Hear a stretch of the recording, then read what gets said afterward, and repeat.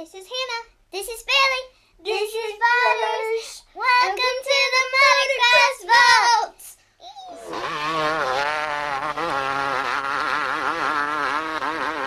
Hello, it's Tony Blazer back with another video here for the Motocross Vault on YouTube.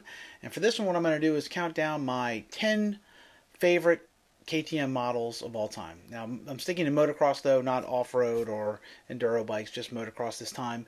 And I'm going for just stock machines too. These aren't works bikes. We're talking about the OEM as they come from the factory KTMs. For this one, just as I had done for Honda, Suzuki, and Yamaha, I'm going to consider all the motocross bikes that they've done from the very beginning, which I believe is 1973, if I remember correctly, up through modern days, the 2020 models.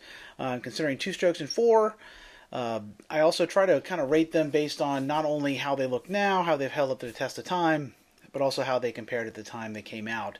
I don't think it's fair necessarily to compare a 1973 with a 2020 model, but you have to take into account kind of the era and stuff. Although I will say in general, I'm a little bit biased against the 70s bikes. Most of them, I think, kind of look kind of crude and cobby. I grew up, in the 70s, but I really didn't get into motocross until the 80s. I was born in '69, so I was pretty small then. It was kind of the periphery. My dad would let me have a mini bike as a kid, so I really didn't get into motocross until later. So those bikes, although I do appreciate them for what they were, they don't appeal to me as much as some of the older ones. You'll see most of my top 10 lists kind of skew more towards the more modern machines. Every now and again, a 70s bike will make it on a list, but in general, that's rare. So in any case, feel free to comment. Let me know if you think I'm a moron and I have no taste. I enjoy the banter. And if you like this sort of thing, make sure you subscribe and ding that little bell when we do a new one. Like I said, I did do Suzuki, Honda, and Yamaha as well. If you want to check those out, I will be doing Kawasaki and I think probably Husqvarna too in the future. These seem to be pretty popular videos. So I also did an accompanying article on pulpmx.com where I write for. It was Steve Mathis. Added his thoughts as well. So I do the same picks here, and then Mathis tells me why I'm brilliant. Actually, no, he thinks mostly I'm an idiot and I have no taste. So in any case, check that out on pulpmx.com. And here we go. The top 10 KTM motocross models of all time in terms of appearance by yours truly. First up, in 10th place, we have the 1996 KTM 250SX. Now, this is a machine that I utterly hated in 1996. The 95 version of this the bodywork is the same, except the color is different. Even the graphics are more or less the same. But the 95 and actually 94 as well have white plastic. This is the first year that KTM went to the butterscotch / orange here, which was quite a departure in 1996. It was, again, this is the 90s, so weird colors seem to have been in. And as you can see here, they had the ubiquitous purple. Everything in 1995 was purple. It's weird. The 90s are strange for purple. Purple was the it color. All the bikes had purple, even the Hondas and Kawasaki's and everything. But at the time, like I said, I did not care for this change. I thought it was really weird. Kind of a strange look. But over the time, much like the 92 Suzuki, and even the 95 Hondas, which I utterly hated at the time as well, this has kind of grown on me for its cheeky kind of 90s appeal. It's definitely unique. The 97 bike has this same kind of butterscotchy orange, but I don't like it nearly as well. They actually toned the graphics down. They're much more monochromatic. They ditched all the purple and stuff. I actually prefer this kind of crazy, bold color combo in 96. All the KTMs look very similar this year. That bodywork had come out in 1993. It's a pretty decent looking bike overall, but this color change definitely was a really, really significant change in 96. I think if there's any machine on this list that's going to be one of these things that people disagree with me, it's probably this one. It was definitely love or hate it. And like I said, when it came out, I hated it, but it's one of those things that's kind of wormed its way into my brain over time, and I kind of dig it now. In ninth position, we have my favorite KTM of the 80s, the 1988 KTM 500 Motocross. Now, KTM's early 80s motocross machines were a little weird to my taste. They had some really strange styling cues. They had a couple of years, they had the number plate up on the rear fender, which I guess made it easier to score, but made the bike look very goofy to me. Kawasaki did the same thing. I always hated that look. Really just kind of strange looking bikes. The bodywork was kind of weird. They always looked long and tall. Part of that was due to that crazy bodywork. But here towards the later part of the decade, the bikes were pretty good looking.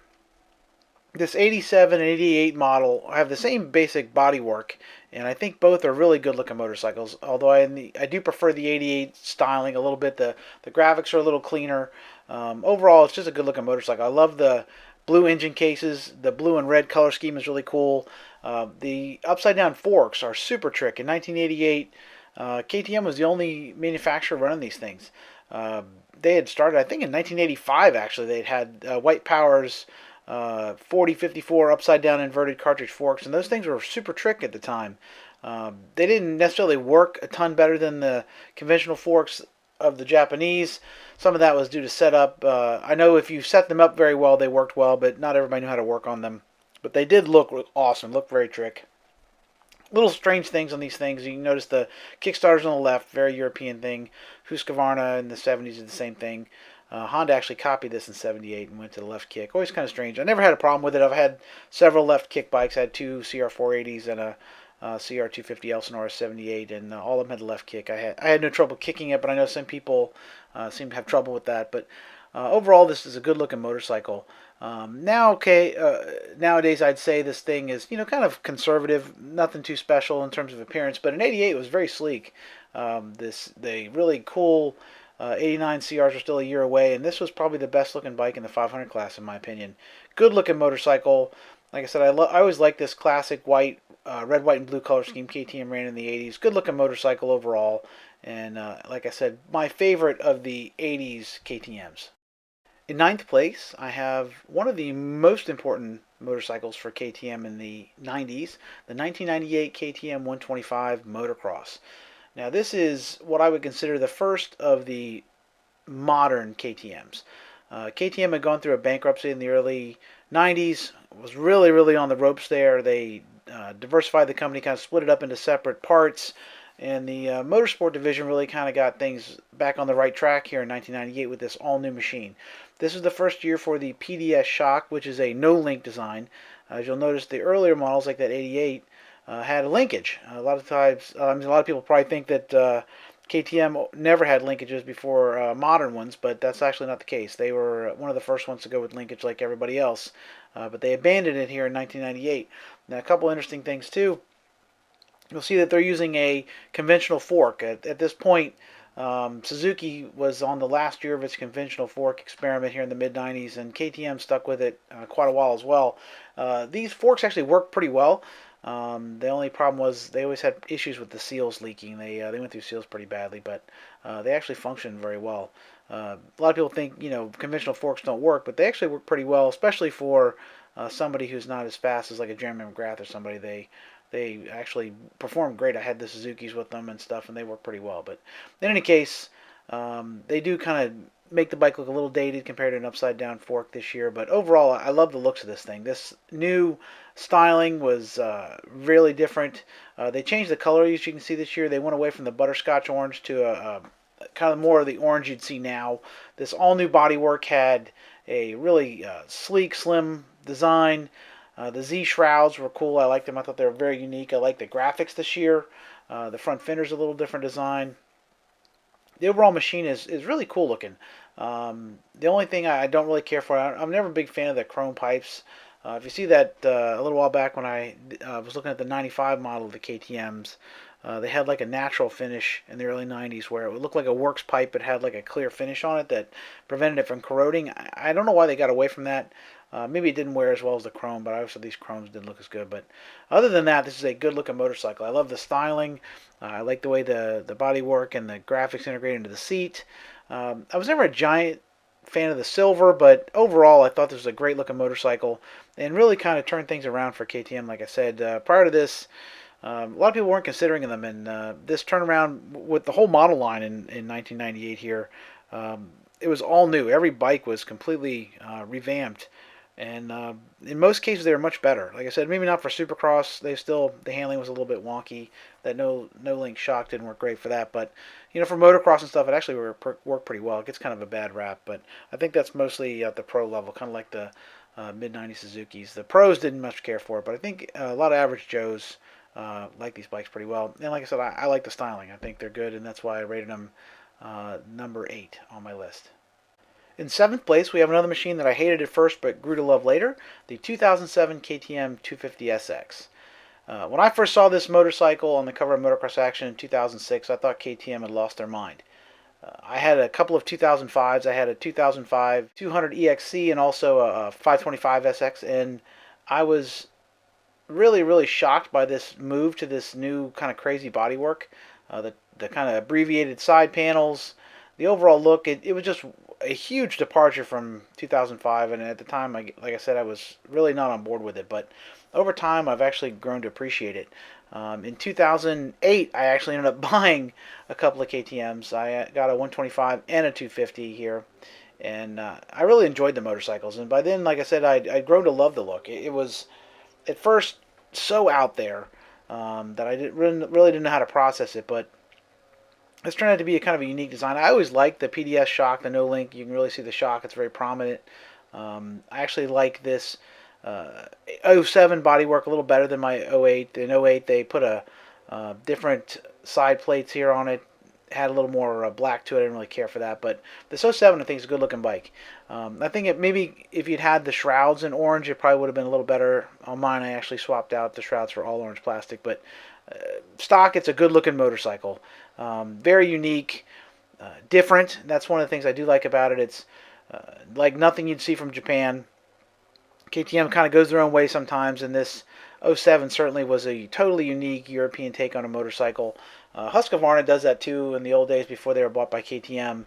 They kind of toned it down now, but back then if you got a KTM, it was very different, and that was kind of cool. I do prefer the looks of the two-stroke here to the four-stroke. In general, two-strokes appeal to me more. I like the cleaner look of the motor and also the exhaust. I think the expansion chamber looks cool and stuff, although it's still a plated one, which I'd hate. But in general, I think it's a cool looking motorcycle. Not my favorite KTM, but good enough for the number 7 position on my list. In 6th place, we have one of my favorite motorcycles of the 1990s, the all-new KTM 250 MX. This was a complete redesign for 1990. The bike had been developed by Brock Glover in 1989, who had raced a very similar version here. His bike, though, was really kind of a one-off works bike. Had a lot of trouble finishing motors that year. KTM was kind of getting strapped for cash. This is about a year or two away from them filing for bankruptcy, so it's kind of a tough time for KTM. But this motorcycle was meant to bring buyers back from the Japanese. The design was based, loosely on the look and feel of the Honda CRs. They wanted to make it more Japanese feeling, less Euro. So they moved the they moved the Kickstarter from the left to the right. Made the bike a little more mainstream in that way. Bodywork was thinner through the middle. Good looking motorcycle. I love these graphics, the red, white, and blue look. I love, like I said, the red, white, and blue look of the KTM's in the 80s. This is right before they went to the mint green, which I couldn't stand, but this bike was a good looking motorcycle in my opinion. The red hubs maybe are a little bit much, the red caliper. You could have maybe toned that down a little bit, but other than that, I think it's a great looking motorcycle. On the track, it wasn't a world beater or anything. Definitely took a little bit while for KTM to kind of really come back from the brink here, but they killed it in terms of styling. In general, the 1990 models may be easily the best looking line of motorcycles across the board. Kawasaki, Yamaha, Honda, Suzuki, KTM, all of them are great looking motorcycles. You can see them all here. Really easily my favorite year for motorcycle styling in general. Kawasaki, Suzuki, and Honda in general were killed it that year, and this KTM is, like I said, one of my favorites of all time. Just a great looking motorcycle for sure, and by far my favorite KTM design of the 1990s. In 5th place, we have the 2002 KTM 125SX. While in general I don't like motorcycles with a lot of black on them, never have really. I always think they look beat really quickly. It just doesn't wear very well, and in general I like brighter colors too, but I do think this 2002 KTM wears the black very well. The stylized Z shroud here is highlighted by the black tank. The styling overall is a little bit altered, as you can see from that 98 I liked. You can still see the kind of DNA in it, but I do like this very kind of subtle KTM logo on the side. It's much more subtle than the earlier models. I think it's a pretty clean motorcycle in general. The chrome pipe is still there, boo, but the rest of it is good looking. It could use an orange spring. I think it would have looked a little better there. I do prefer this black to the silver. The silver, I never really liked that. As much as I don't like black, I hate silver even more. So when the factory bikes ran those silver and stuff, I never was a big fan. I loved it though when they, I believe this year the factory bikes went all orange. This is kind of the trend going forward, is to get rid of all this black and go orange. And I much prefer that in general. But this O2 one does wear the black well. Like I said, the styling is well suited to the graphics and the way it kind of flows into the seat and stuff. Not my favorite overall, but a pretty good looking bike for 2002. All right, we're getting into the heavy hitters. Here in number 4, we have the 2003 KTM 125 SX. Now, in terms of actual styling, this bike is really similar to the 2002. The main difference is the orange bodywork, which, in my opinion, completely transforms the looks of the motorcycle. I think this is by far KTM's uh, best color combo. The all orange just looks great. This shade of orange, just a really good looking motorcycle in general. I love this era, the 2003 and until like 2006. Just a really nice looking run of motorcycles. Again, this thing could have benefited probably from an orange shock spring, but in general, a great looking bike. This was basically mimicking what the factory team had run the year before, and it was a great look. And the bike really kind of holds up. I think it looks great even today. The styling was a little bit bolder in terms of the KTM logo and stuff's more prominent than O2, but overall, just a cleaner motorcycle in general, I think. Way better than this silver. I hate that stupid silver front fender there. In any case, I think KTM really knocked it out of the park in '03 with this design. It's just a good looking motorcycle overall. Clean, not fussy, nothing too extravagant, nothing crazy. No red calipers or red rims or any nonsense. Just a good looking clean motorcycle, and one of my favorite KTM designs for sure. In third, we have a motorcycle I owned personally, the 2005 KTM 525 SX.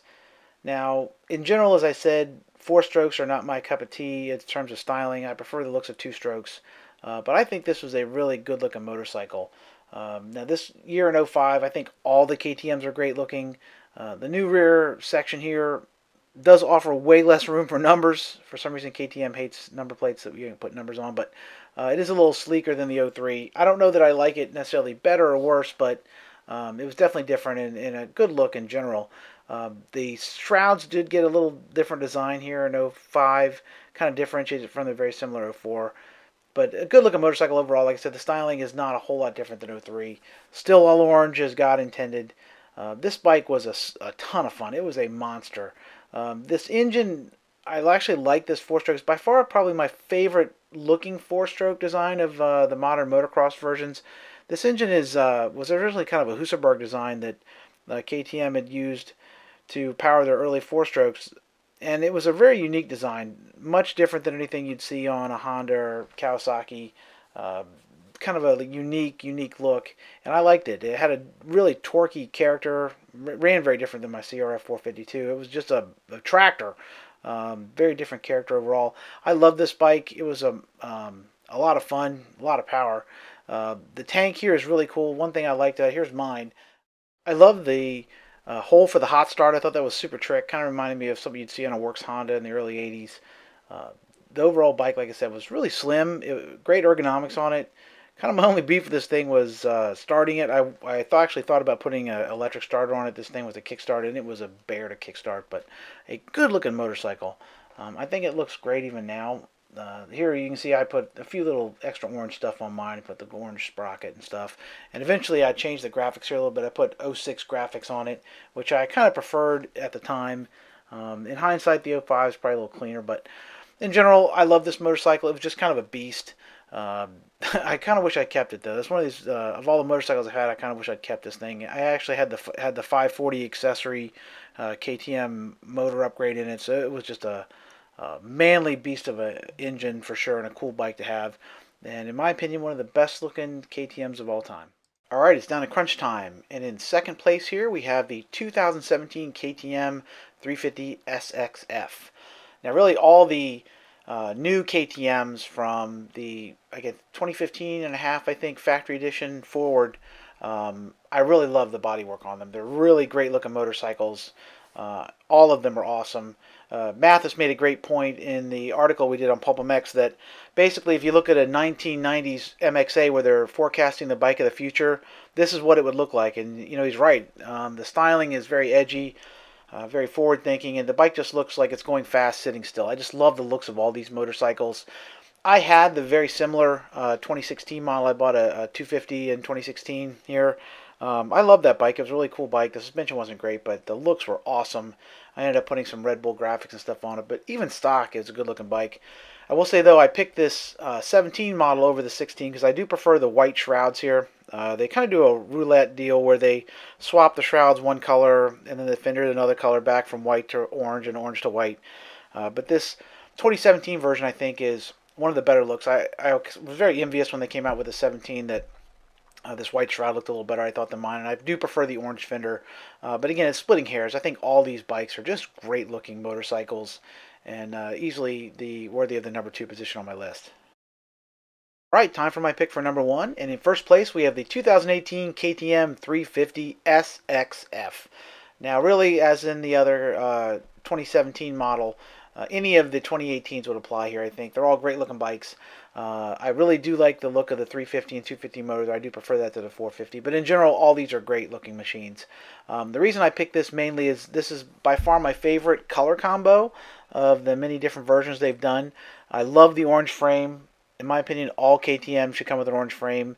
I do realize that maybe lets them to set the factory editions off a little bit, but it just brings all the orange of the plastic together really nicely. The black doesn't look terrible, but as I said earlier, I'm not a huge fan of black, and I think the orange frame really brightens it up and looks great. This one has the orange fender I prefer. The orange shrouds, I did like those white ones, but overall I think this is a better looking motorcycle. Again, I'm not a huge fan of the black rims either, but on this bike it works nicely. Just a great looking machine all around. This is by far my favorite of these new versions, far and away. So there you have it. My picks for the 10 best looking KTM motocross bikes of all time. As always, these are completely arbitrary picks. I even fought back and forth in my own mind about some of them. I'm sure some of you probably disagree with my picks. Some of you might agree with a few of them. But in any case, that's what makes bench racing so fun is there's no right or wrong answers here. If you want to tell me what you think, please feel free to leave a comment in the section below. And if you like this sort of thing, check out the very similar top 10 list I did for Honda and Suzuki and Yamaha as well. And I would love if you share this on social media, help grow the channel here, the new channel. I would really appreciate it. If you like this sort of thing, you can also follow me on Instagram and Twitter. I post classic motocross photos and stuff every day on social media. The address is at Tony Blazier. That's TonyBlazier.